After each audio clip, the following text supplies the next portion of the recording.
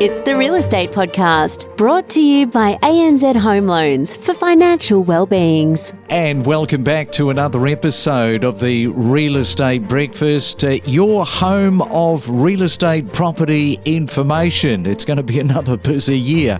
Wednesday, January the 8th today, and be careful travelling on the roads. Now, a few days ago at a pedestrian crossing, I saw a woman almost get run over. I was stopped, and here comes somebody on their cell phone straight through the pedestrian crossing.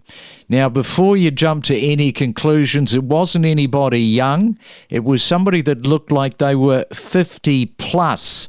So get off the cell phone. You don't want to start your 2025 year by running over somebody and then you're before the courts.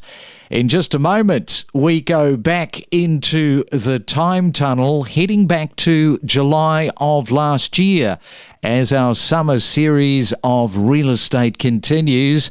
Enjoy your day. The Real Estate Podcast wishes you and your family a fantastic Christmas break and a happy new year ahead. You're listening to the summer series on the Real Estate Podcast. They do look for these striking 4-bedroom homes. Everything is there, and they're quite happy to outlay some of this coin right up to $2,500 a week. Correct. Yeah. So a couple of my properties are our prestige properties. One of them that I mentioned in the article, they're paying $2,650 per week. That landlord literally thought of everything. He wanted the tenants just to basically bring their clothing and their personal belongings and virtually relax. So they work from home and they work around Australia, these tenants. So it's very convenient for them. Now, tell us a little bit about the investors, because this is interesting. A lot of investors are buying into Noosaville, and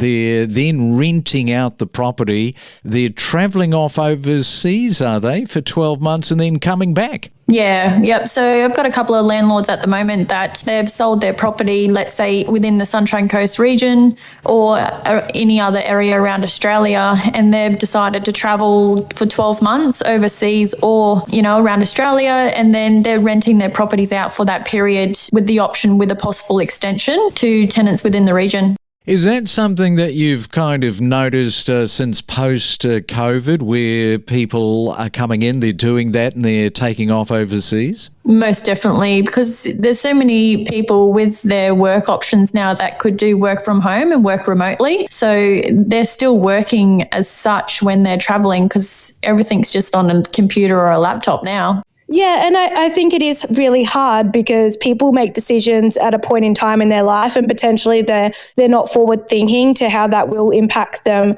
later, especially, you take HECS as an example and you're thinking about going to uni and being educated, and that potentially doesn't flow through to how that's going to affect a loan process in 5 years perhaps. So I think understanding how that's going to impact you financially, back to that education piece, is really important. But there are quite a few different factors in that as well. So I think having some advice and some guidance around those things is very important.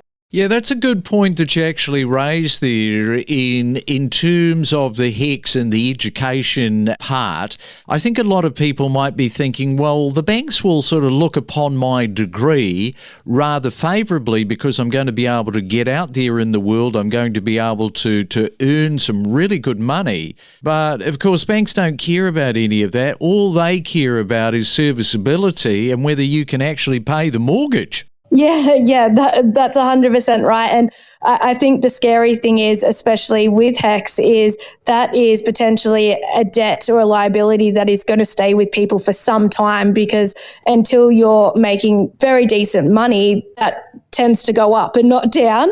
And there are other factors in that, but that is definitely something that we're seeing affect people more so over the last 12 months or 18 months than what it did potentially 3 or 4 years ago. Rebecca, lenders, as I mentioned, assess mortgage applications differently these days because people need to keep pace of what they need to satisfy a lender. So perhaps just enlighten our listeners from the other side of the fence and that is from the lender's side. The lenders, and what factors are most important in their decision making? Yes. So I would say, as you touched on, obviously lots of lenders, lots of different criteria, but there are some key main points that all lenders will look at. And that's kind of coming down to credit score or the health of your credit score, income stability, or how you're going to show that that is something that you've got and is ongoing. Obviously balancing that income with expenses, or what are your ongoing liabilities and how are they factored in.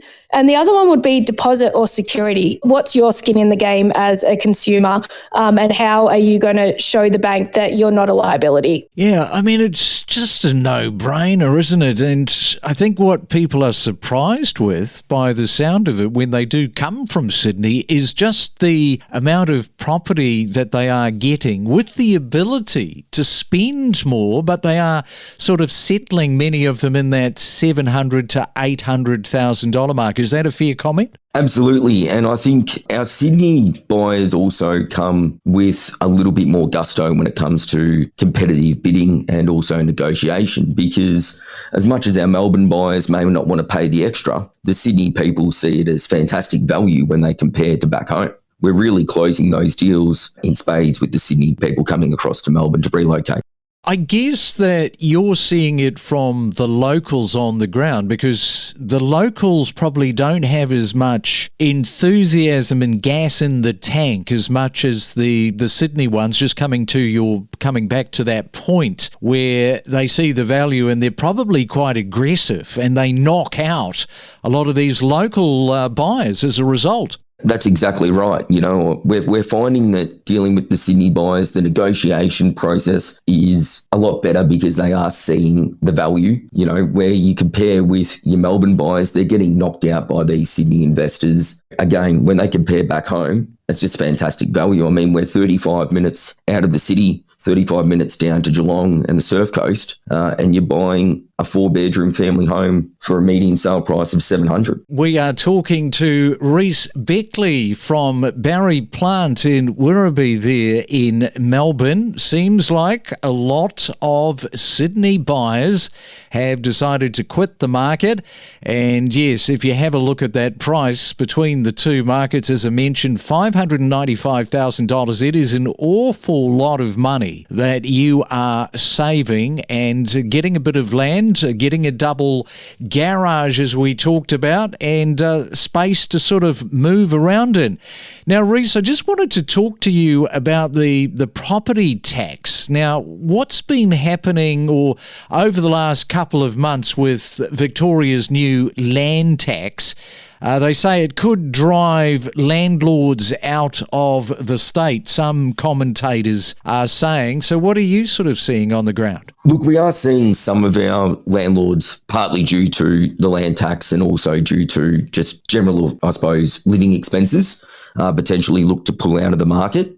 But at the same token, we're also seeing those interstate investors. So it's not just Sydney-siders coming in to relocate. They're also looking at our real estate for an investment to become a landlord. And that's got to do a huge amount with our affordability. So when you weigh up the affordability to enter the market versus what they're seeing in Sydney, obviously we are still getting great demand through our investor marketplace. Now, for those people that are tuned in, why Werribee? Here you go. Here's your chance, Reece. Why should people buy in Werribee? What has Werribee got going for itself? Well, look, Werribee itself, it's a huge growth corridor. You know, I think I mentioned before, it's one of the fastest growing areas in Victoria at the moment, the city of Wyndham as a whole. But when you look at where it's located, we are 35 minutes to Melbourne CBD. And then if you head the other direction, we're 35 minutes to Geelong and the Surf Coast with all the beaches down at Bells Beach and Torquay. So it's a fantastic location. It's very young, community-based, a lot of young families, a lot of diversity. It's a very vibrant community, and the affordability certainly helps to set up your family. Powerful, up-to-date news every morning from 6 a.m. Know your property with us. Of course, we have, Lyndall, a lot of men listening this morning, so I have to ask you the question. What is it that separates the boys from the girls when it comes to real estate agents? Well, look, everybody's different, but I do believe that the attention to detail that women bring to a sale does make it stand out, especially in a market such as this where it is tough and you really have to put a lot of time into marketing a home and presenting it properly. I think our communication is next level, and I think we drop the ego a little bit too. Yeah, I've said this before, and that is it's all about being authentic. The more authentic you are, the more engagement you will have with people on social media. It's kind of the same with podcasting, you know. If we're trying to do something which isn't authentic, people are going to switch off in a really quick hurry. Now, I want to get to the real estate because I mentioned Newcastle's median house price point, 865. The apartments too, I think it's around that 690K, maybe slightly less than that. So the apartment market, what's been happening in that space? The apartment market has still stayed quite strong. We have seen a lot of new developments, especially in the last 10 years in Newcastle. Yeah, the apartments really vary. You know, you might have a one-bedroom studio for $600,000 or a penthouse sold for over $10 million in Newcastle last year. So it's completely broad, but majority of it is very affordable. The rentals in Newcastle are also incredibly strong. So we do see investors jumping into that market a fair bit, but you have a lot of water views from majority of the apartments, whether it's an ocean view or a harbour view. So they are very appealing and I believe very affordable as well. Lyndall, what are some of the biggest driving points that have people moving into your area? Why don't you list those off for us this morning? Oh, there's so many. First of all, we have the incredible coastline. Our beaches are spectacular. They really, really are great for surfing too. We have the university, which is only 15 minutes from the beach. We have John Hunter Hospital and the private hospital, which is a really renowned hospital in New South Wales and Australia. But we also have Williamtown Airport, which is 25 minutes from the heart of Newcastle. So it really delivers this broad lifestyle without the hustle and bustle of Sydney. Everything's 5 minutes in Newey. It's amazing. And tell us a little bit about the competition in terms of Sydney. There's so much competition, isn't there? But you go 2 hours drive into Newcastle and I think you can just sort of take your foot off the accelerator a little bit. Take your time, you know, to choose. There's a little bit more breathing space, isn't there?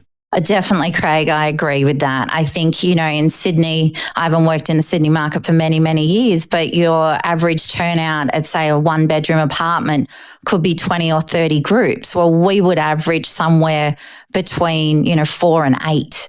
So there's not this fierce competition where you really have to make a decision. You can take a little bit more time. You know, sometimes they sell straight away, but other times they don't. So because our population isn't as broad as Sydney, then it gives you a little bit more breathing room when you are house hunting. Let's talk about the luxury comparable market to Sydney, because I think a lot of people would find that somewhat surprising that you are almost into that luxury Sydney market price point. Yeah, I do hear it all the time when people will come up for homes, like beautiful luxury homes from Sydney, expecting they're going to be a lot cheaper. But the luxury part of the market is not cheap. You know, we broke the record last year with a sale for over $11 million and, just listed another one for over $10 million. I just spoke about an apartment